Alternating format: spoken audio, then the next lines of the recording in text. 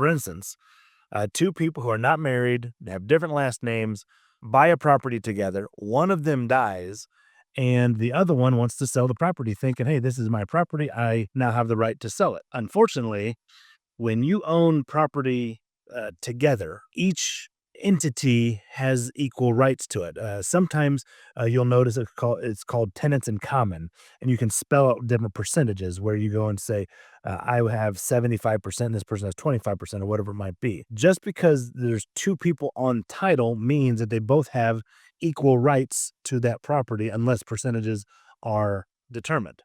Well, when that other person passes away, that means that all of their heirs now have rights. So if you had two older people who were not married, owned this property for years and years and years, 30 something years, and one of them passes away, all of their kids now have rights. Then all of their kids' has rights. So it gets complicated. Imagine if one person had three kids, the other person had three kids, they get together later in life, they own this property together. One of them passes away, those three kids now have the rights. But let's also take it a step further. What if one of those three kids has also passed away? Older people have older kids and older people pass away, right? Well, then that one leg of that heir of that family tree has rights, and it's all of their kids now have rights.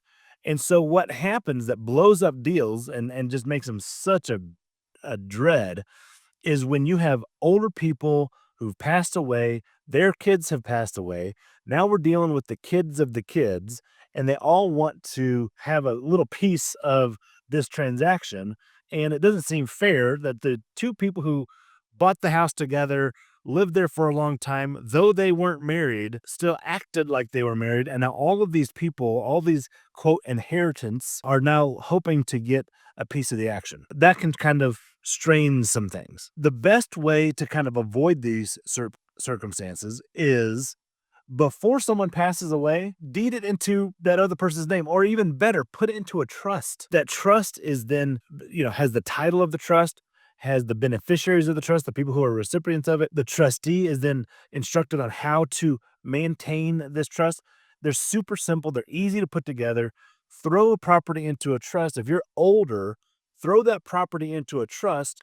That way, the heirs and the kids and all this other kind of stuff understand precisely how to handle that asset instead of hoping that probate court and a judge will get through all this stuff and do so fairly. And both of those scenarios are not the case. When you go to probate, it's going to take time. The judge is going to look at the whole scenario. There's so many people behind, and they get to it when they can get to it, and it takes months and months and months typically, and it's a mess that's easily avoided by one document, a trust agreement, or even better yet, put it into an LLC. But if you're living there as your owner occupied house, it's a better situation from a tax perspective to still own it.